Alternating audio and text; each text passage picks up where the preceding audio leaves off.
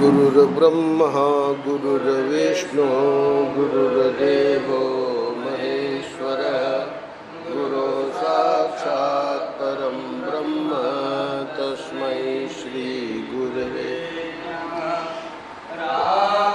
रामानुजं सीतां भरतं भरतानुजम्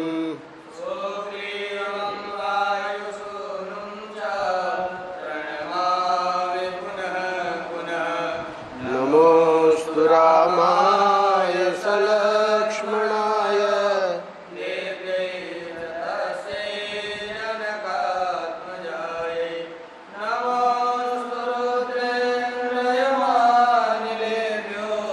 नमोस्तु चंद्रार्कमरुद्गणेभ्य नारायण नारायण नारायण नारायण।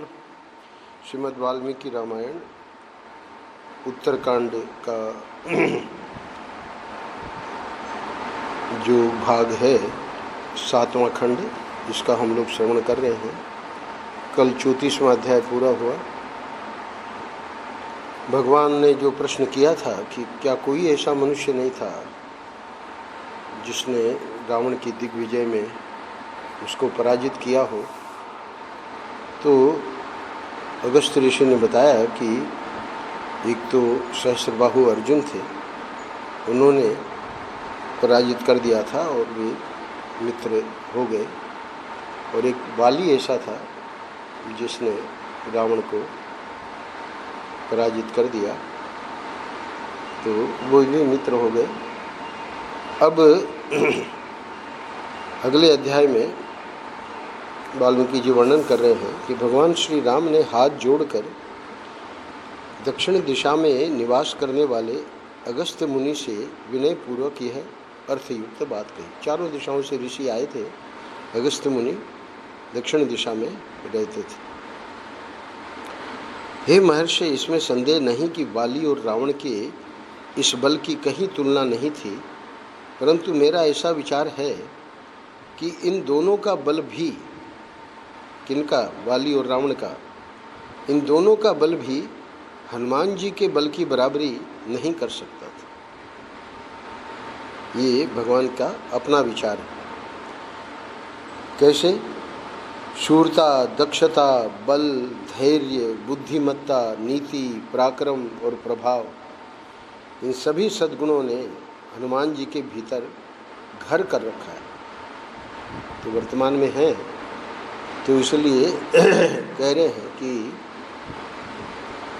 ये वाली और रावण हनुमान जी के सामने कुछ नहीं थे। समुद्र को देखते ही वानर सेना घबरा उठी है। यह देख ये महाबाहु वीर उसे धैर्य बंधाकर एक ही छलांग में 100 योजन समुद्र को लांग गए। फिर लंकापुरी के आदि दैविक रूप को परास्त कर, कौन? वो जो लंकी थी, लंका की अधिष्ठात्री देवती, जिसने CID का काम किया, उसको हनुमान जी को पहचान लिया कि घुस रहे हैं अंदर, उसको भी मुक्का मार के आदि दैविक रूप को परास्त कर रावण के अंतःपुर में गए, सीता जी से मिले, उनसे बातचीत की और उन्हें धैर्य बंधाया। वहाँ अशोकवन में इन्होंने अकेले ही रावण के सेनापतियों, मंत्री कुमारों, किंकरों, रावण पुत्र अक्ष को मार गिराया। फिर ये मेघनाद के नागपाश से बंधे और स्वयं ही मुक्त हो गए। तत्पश्चात उन्होंने रावण से वार्तालाप किया। जैसे प्रलय काल की आग ने यह सारी पृथ्वी जलाई थी, उसी प्रकार लंकापुरी को जलाकर भस्म कर दिया। युद्ध में हनुमान जी के जो पराक्रम देखे गए हैं,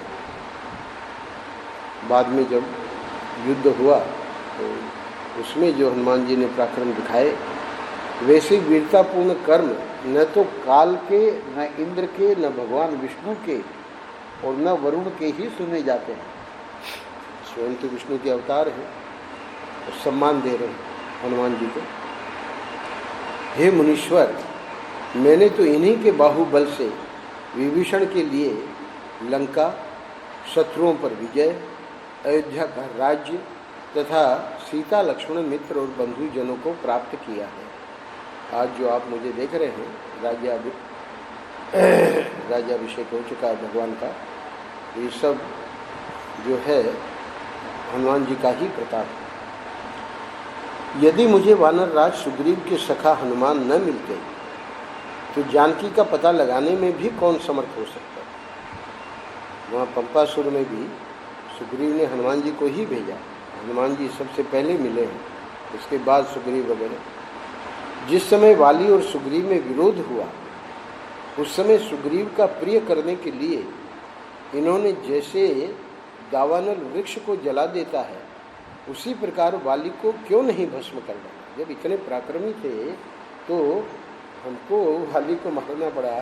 और अंतिम श्लोक जो पिछले अध्याय का कल हमने विराम दिया था उसमें अगस्त्य ऋषि ने यही कहा कि हे श्री राम, वाली में बहुत अधिक और अनुपम बल था, परंतु आपने उसको भी अपनी बाणाग्नि से उसी तरह दग्ध कर डाला जैसे आग पतंगे को जला दी। तो यहाँ कह रहे हैं कि ये काम तो हनुमान जी कर सकते थे, क्योंकि विष्णु से भी ज़्यादा बता रहे हैं कि ये पराक्रमी थे। तो कह रहे हैं कि काल, इंद्र, भगवान विष्णु के और न वरुण के ही इस प्रकार के वीरतापूर्ण कर्म सुने जाते हैं। तो ये क्या लीला थी कि वहाँ पर वाली को भस्म कर डालते, ये समझ में नहीं आता। मैं तो ऐसा मानता हूँ कि उस समय हनुमान जी को अपने बल का पता ही नहीं था। जानते तो सब हैं, पर ये मानो हम लोग कथा सुन सकें इसके लिए प्रश्न कर रहे हैं। इसी से ये अपने प्राणों से भी प्रिय वानर राज सुग्रीव को कष्ट उठाते देखते रहे। हे महामुने, हे भगवान, आप हनुमान जी के विषय में ये सब बातें यथार्थ रूप से विस्तार पूर्वक बताइए। तो इस अध्याय में और अगले अध्याय में, 2 अध्यायों में अगस्त्य ऋषि बताएंगे हनुमान जी के बारे में, और उसके बाद विदा भी ले लेंगे। श्री रामचंद्र जी के ये युक्ति युक्त वचन सुनकर महर्षि अगस्त्य जी हनुमान जी के सामने ही उनसे इस प्रकार बोले। ये मजेदार बात है, क्योंकि अभी राज्याभिषेक हुआ है, हनुमान जी, सुग्रीव, सब जितने भी हैं वानर, अभी उनकी विदाई नहीं हुई है, तो बाद में होगी। तो हनुमान जी भी वहाँ उपस्थित हैं। बालकांड में भी शतानंद जी जब विश्वामित्र जी के बारे में सुना रहे हैं तो स्वयं विश्वामित्र जी वहाँ उपस्थित हैं।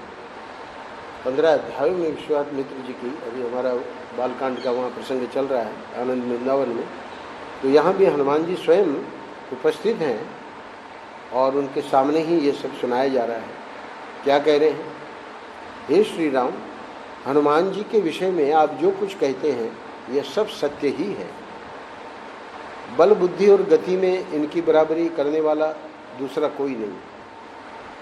हे शत्रुसूदन रघुनंदन, जिनका शाप कभी व्यर्थ नहीं जाता, ऐसे मुनियों ने पूर्व काल में इन्हें यानी हनुमान जी को यह शाप दे दिया था कि बल रहने पर भी इनको अपने पूरे बल का पता नहीं रहेगा।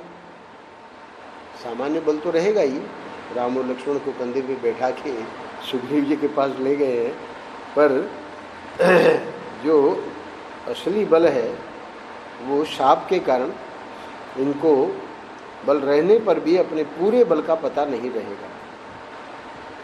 हे महाबली श्री राम, इन्होंने बचपन में भी जो महान कर्म किया था, अब शाप की कथा आगे सुनाएंगे, अभी जन्म से बता रहे हैं। इन्होंने बचपन में भी जो महान कर्म किया था उसका वर्णन नहीं किया जा सकता। आपने तो ये सब आगे की बातें बताई है हनुमान जी के बारे में, मैं आपको इनके शेषों काल में इनका बल कितना था वो सुना रहा हूँ। उन दिनों ये बाल भाव से अनजान की तरह रहते थे। हे रघुनंदन, यदि हनुमान जी का चरित्र सुनने के लिए आपकी हार्दिक इच्छा हो तो चित्त को एकाग्र करके सुनिए। ऐसा क्यों कह रहे हैं अगस्त्य ऋषि?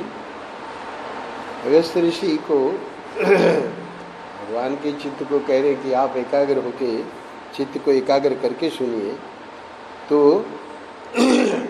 प्राय जितने कथावाचक होते हैं वो सब ध्यान से सुनो, ध्यान से सुनो। मैं सारी बातें बता रहा हूँ। भगवान सूर्य के वरदान से जिसका स्वरूप सुवर्णमय हो गया है, ऐसा एक सुमेरु नाम से प्रसिद्ध पर्वत है जहाँ हनुमान जी के पिता केसरी राज्य करते हैं। उनकी अंजना नाम से विख्यात प्रियतमा पत्नी थी। उनके गर्भ से वायुदेव ने एक उत्तम पुत्र को जन्म दिया। अंजना ने जब इनको जन्म दिया उस समय इनकी अंग कांति जाड़े में पैदा होने वाले धान के अग्रभाग की भांति पिंगल वर्ण की थी। यहाँ प्रश्न ये उठेगा कि इनकी तो जो अंजना के पति वो केसरी थे, तो इनको तो केसरी का पुत्र होना चाहिए, वायुदेव के पुत्र कैसे हैं? परम पूज्य महाराज से ये कहा करते थे कि कोई भी अद्भुत घटना घटित होने वाली होती है प्रकृति में तो फिर इस प्रकार का प्रसंग बनता है। तो वायु देवता ने अंजना जी का समागम किया है और इसकी कथा अन्यत्र है। तो एक दिन माता अंजना फल लाने के लिए आश्रम से निकली। अब ये तो जन्म के बाद बता रहे हैं, हनुमान जी का जन्म हो गया है और वे गहन वन में चली गई। अच्छा, इधर क्या हुआ कि माता से बिछुड़ जाने और भूख से अत्यंत पीड़ित होने के कारण शिशु हनुमान उसी तरह जोर जोर से रोने लगे जैसे पूर्व काल में, उपमा क्या दे रहे हैं, सरकंडों के वन के भीतर कुमार कार्तिकेय रोए थे। ये कार्तिकेय की कथा भी वाल्मीकि रामायण में आ चुकी है। तो इतने ही में इन्हें जपा कुसुम के समान लाल रंग वाले सूर्यदेव उदित होते दिखाई दिए। देखिए, वो शिशु रूप में हनुमान जी हैं और वहाँ सूर्य भगवान उदय हो रहे हैं। हनुमान जी ने उन्हें कोई फल समझा। वानर है तो वानर तो फल ही खाते हैं, तो वो लगा कि फल तो है ही है, रोने की क्या जरूरत है, भूख लगी है इसी को खा ले। और ये उस फल के लोभ से सूर्य की ओर उछले। बाल समय रवि भक्ष लियो तब तीनों लोक भयो अंधियारो, बड़ा गोस्वामी जी का प्रसिद्ध है वो। तो बाल सूर्य की ओर मुँह किए मूर्तिमान बाल सूर्य के समान बालक हनुमान बाल सूर्य को पकड़ने की इच्छा से आकाश में उड़ते चले जा रहे थे। शैशवावस्था में हनुमान जी जब इस तरह उड़ रहे थे उस समय उन्हें देखकर देवताओं, दानवों तथा यक्षों को बड़ा आश्चर्य हुआ। वे सोचने लगे, यह वायु का पुत्र जिस प्रकार ऊंचे आकाश में वेग पूर्वक उड़ रहा है, ऐसा वेग न तो वायु में है, न गरुड़ में है और न मन में ही है। वाली जी को भी यही उपमा दी गई कि तीनों में इतना वेग नहीं था जितना वाली में। तो खैर मन का वेग तो सर्वोत्तम माना गया है। पर यदि बाल्यावस्था में ही, देवता लोग सोच रहे हैं, यदि बाल्यावस्था में ही शिशु का ऐसा वेग और पराक्रम है तो यौवन का बल पाकर इसका वेग कैसा होगा? आश्चर्यचकित हो गए देवता लोग। अच्छा, इधर वायु देवता जानते हैं कि जैसे जैसे सूर्य के पास पहुंचेंगे तो गर्मी लगेगी, तो अपने पुत्र को सूर्य की ओर जाते देख उसे दाह यानी जलने के भय से बचाने के लिए उस समय वायुदेव भी बर्फ के ढेर की भांति शीतल होकर उसके पीछे पीछे चलने लगे। पिता जो है रक्षा कर रहा है पुत्र की। इस प्रकार बालक हनुमान अपने और पिता के बल से कई सहस्त्र योजन आकाश को लांघते चले गए और सूर्यदेव के समीप पहुंच गए। सूर्यदेव ने यह सोचकर कि अभी यह बालक है, इसे गुण दोष का ज्ञान नहीं है और इसके अधीन देवताओं का भी बहुत सा भावी कार्य है, इन्हें जलाया नहीं। सूर्यदेव ने भी कृपा की और उधर वायु देवता भी ठंडक पहुंचा रहे थे, बाकी तो वहाँ पहुँच के जल जाते, जलाया नहीं। सूर्यदेव को पता था कि बहुत ठाकुर जी का बहुत अभी काम करना है। तो जिस दिन हनुमान जी सूर्यदेव को पकड़ने के लिए उछले थे उसी दिन राहु सूर्यदेव पर ग्रहण लगाना चाहता था। संयोग की बात है कि वो जो ग्रहण का दिन था वो भी वही दिन था जिस दिन ये फल समझ के और पहुंच गए लेने के लिए सूर्य को। हनुमान जी ने सूर्य के रथ के ऊपरी भाग में जब राहु का स्पर्श किया तब चंद्रमा और सूर्य का मर्दन करने वाला राहु भयभीत तो वहाँ से भाग खड़ा हुआ। अब राहु का तो स्पर्श क्या करना था, हालांकि बाल हनुमान हैं, पर राहु डर के मारे भाग गया। अच्छा, अब ये राहु किसका पुत्र है? सिंहिका का पुत्र है। सिंहिका का वह पुत्र रोष से भरकर इंद्र के भवन में गया और देवताओं से घिरे हुए इंद्र के सामने भौवें टेढ़ी करके बोला, हे बल और वृत्रासुर का वध करने वाले वासव, इंद्र का संबोधन है, आपने चंद्रमा और सूर्य को मुझे अपनी भूख दूर करने के साधन के रूप में दिया था। समुद्र मंथन की कथा तो हम लोग सब जानते ही हैं, पर ये इंद्र ने भूख मिटाने के लिए राहु को दिया, ये यहाँ ये कथा आ रही है। किंतु अब आपने उन्हें दूसरे के हवाले कर दिया। अरे भूख तो मैं मिटाता हूँ, है ना, ग्रहण के दिन, पर वहाँ वो पहुँच गए हैं और उन्होंने स्पर्श क्या किया, मैं तो मुझे लगा कि हमको मार ही डालेंगे।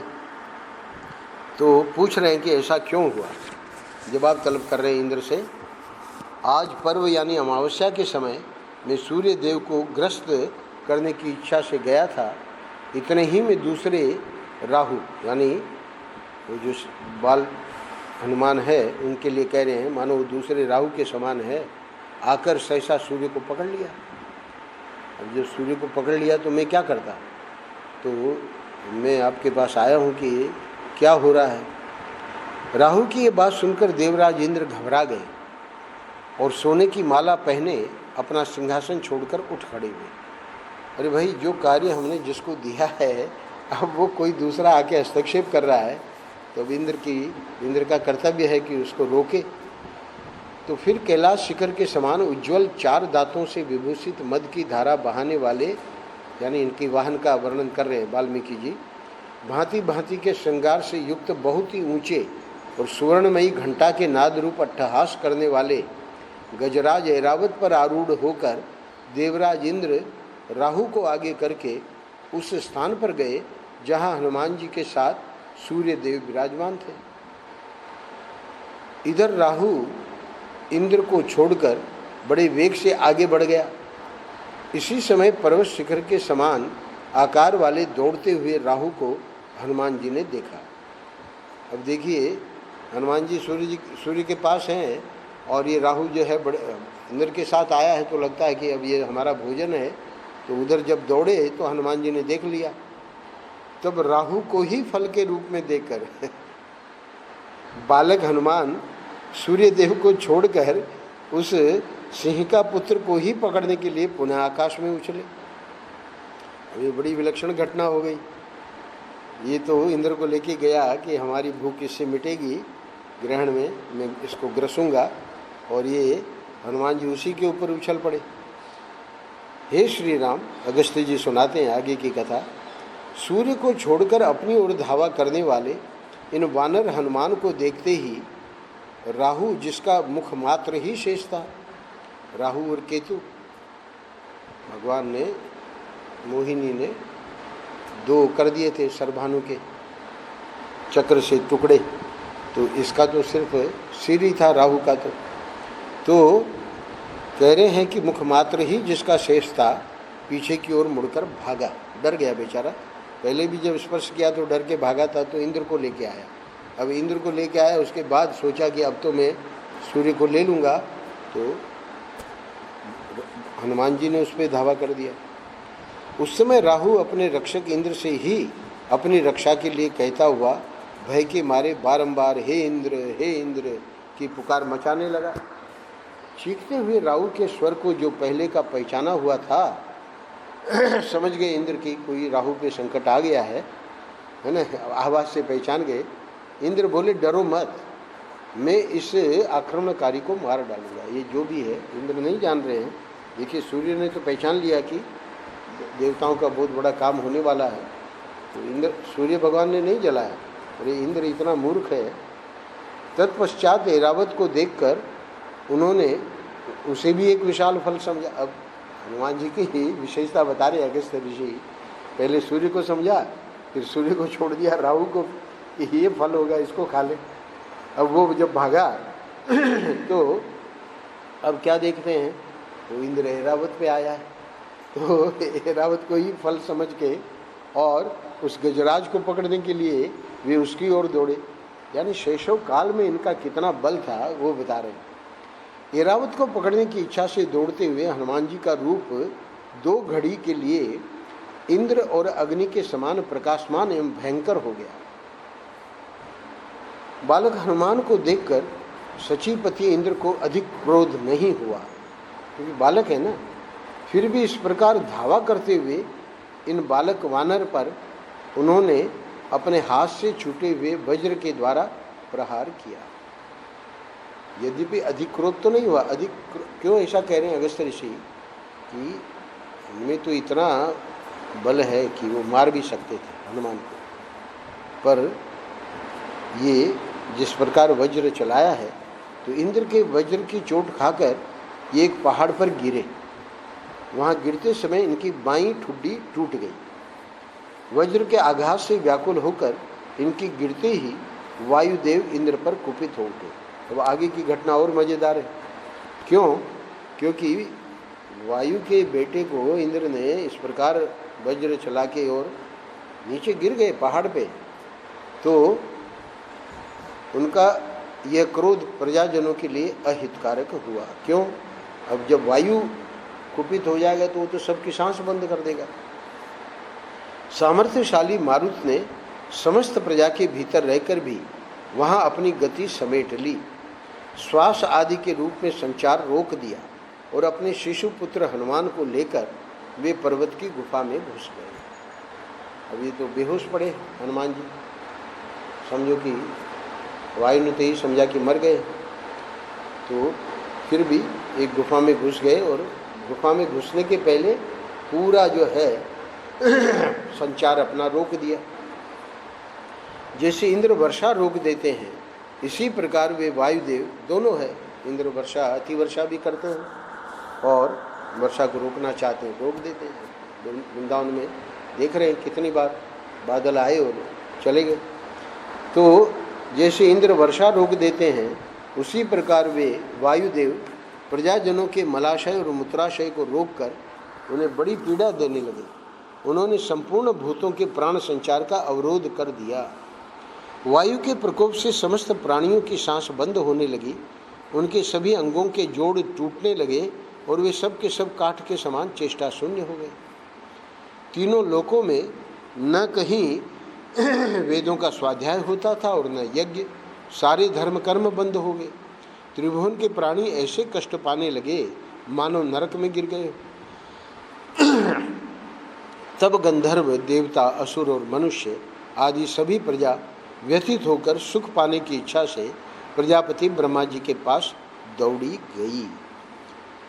उस समय देवताओं के पेट इस तरह फूल गए थे मानो उन्हें महोदर का रोग हो गया हो।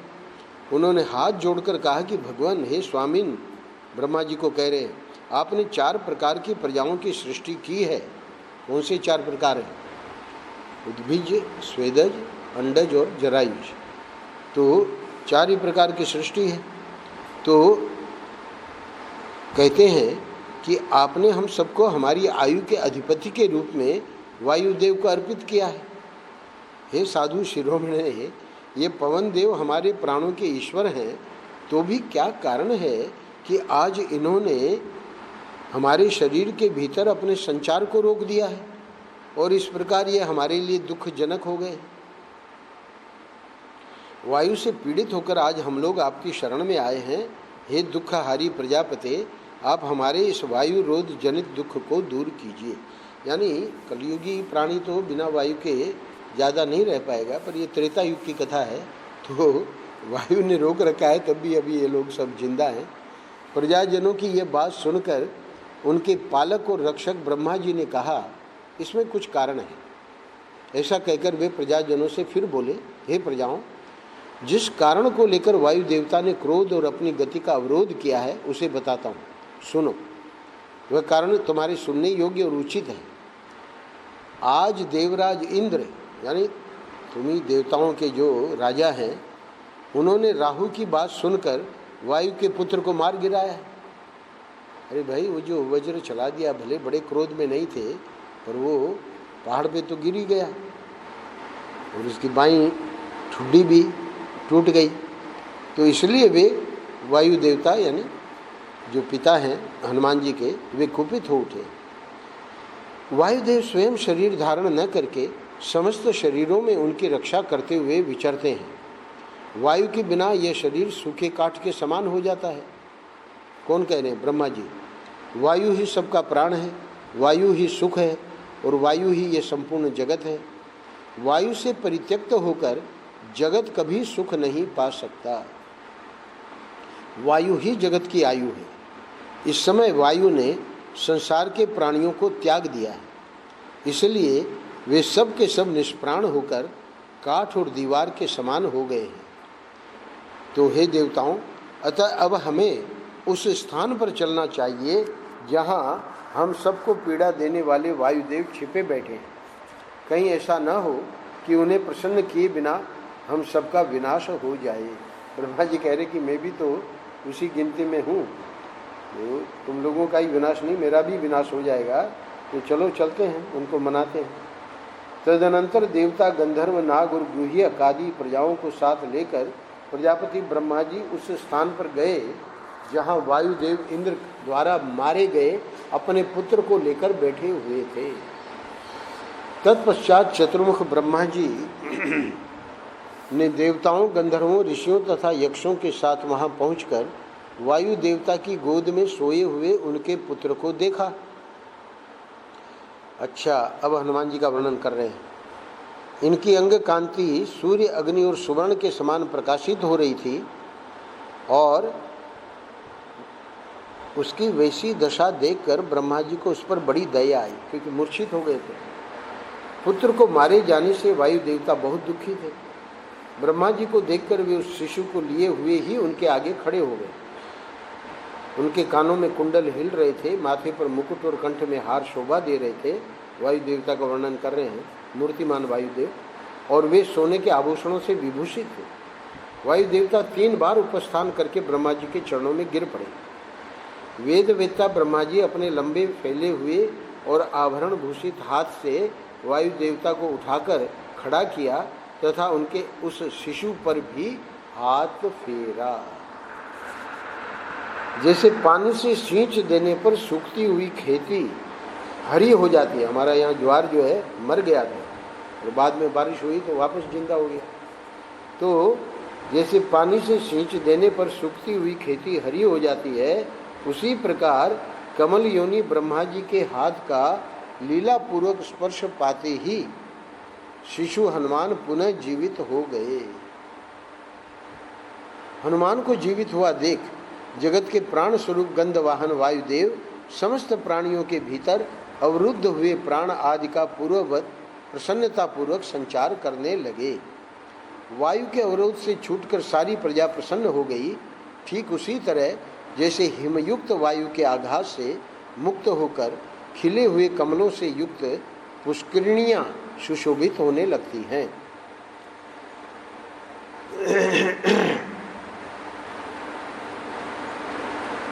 अब देवताओं द्वारा पूजित ब्रह्मा जी वायु देवता का प्रिय करने की इच्छा से देवगणों से बोले।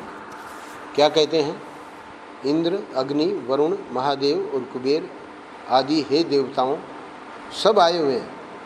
यद्यपि आप सब लोग जानते हैं, तथापि मैं आप लोगों के हित की सारी बातें बताऊंगा, सुनिए।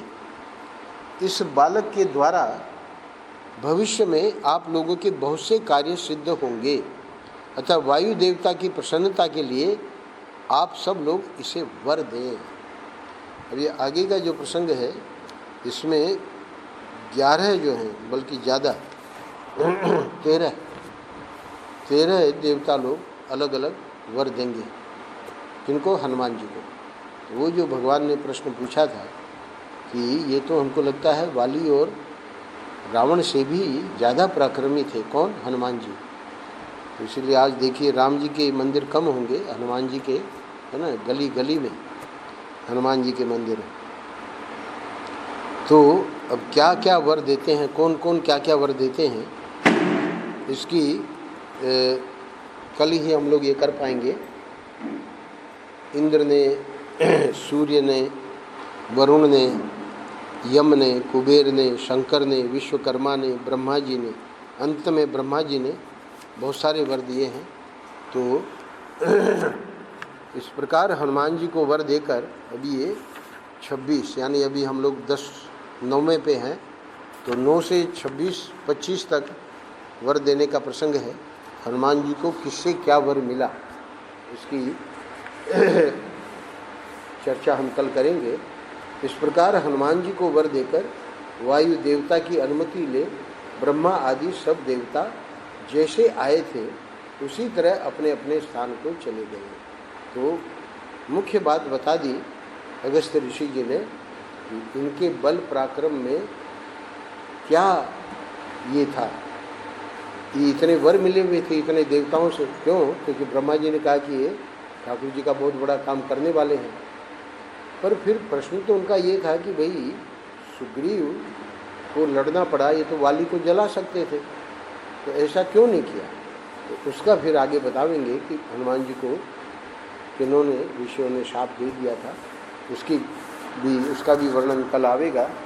और इस प्रकार से ये जो अध्याय है 63 श्लोकों का अध्याय है, हम लोग आज 10 पे विराम दे रहे हैं।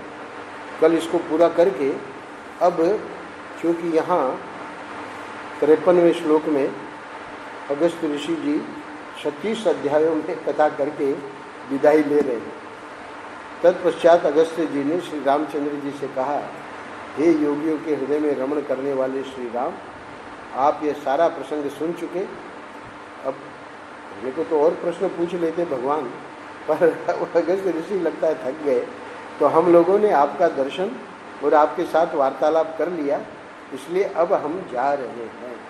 और जब इनकी विदाई हो गई तो उसके बाद भगवान के राज्याभिषेक के बाद और क्या क्या घटनाएं घटित हुई, वो 37वें अध्याय से लेके और उत्तरकांड के अंतिम अध्याय तक 111वां अध्याय, उसमें 10 अध्याय तो गीता प्रेस वालों ने हटा दिए हैं, तो 121 अध्यायों का ये उत्तरकांड है। तो खैर हम लोगों को जितना प्राप्त है हिंदी अनुवाद, क्योंकि संस्कृत के जो हैं ग्रंथ उनमें 121 अध्याय। नारायण नारायण नारायण।